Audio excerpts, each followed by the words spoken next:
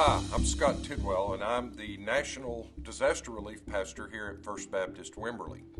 We're going to do a series of 5 videos, and these are basically to talk about individual and family preparedness in the event of an emergency.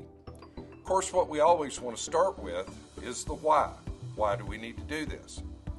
We've learned some things in storms the last few years, and one of the things that we learned, and one of the things that we intuitively know, is that our government cannot guarantee that we will always have the things we need when we need them. We will not always have water. We will not always have power. We may be inconvenienced from time to time, but there may be things that we're missing. If the government were to provide us all these things, it would cost trillions of dollars and equipment that would go out of date because it didn't get used. So at some basic level, I need to be responsible for me and the members of my family. And the first way that I need to do that is by taking an assessment of what our needs are, because each person and each family is a little bit different. There will be a PDF that's attached to this with a place for you to take some notes. The first thing you need to think about is how many people are in your home. We're going to talk about, in one of the sessions down the road, about water, for instance. You'll need a certain amount of water per person per day. So the first thing you need to know is how many people in your home. The second thing you need to know is what the medical needs are of the people in your home.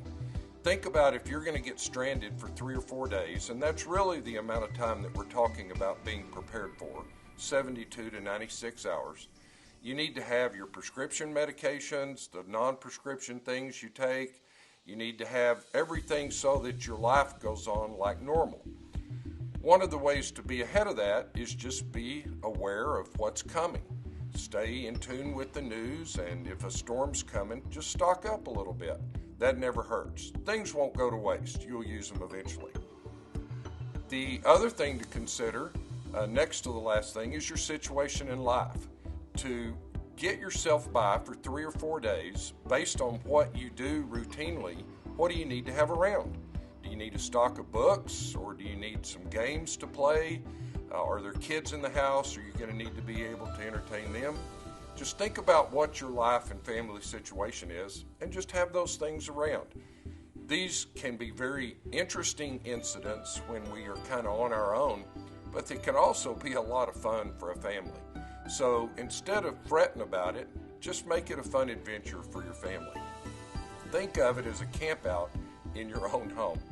The last thing you need to think about is for you and your family. Do you have any special needs? Are there things that you just have to get by for 3 or 4 days? So go to that PDF, make yourself a list, and the first part of this is thinking about the why, who am I, what do I need, and what do I need to do to get ready. In the next session, we're going to talk about the equipment that you need. Thanks for joining us for this first session.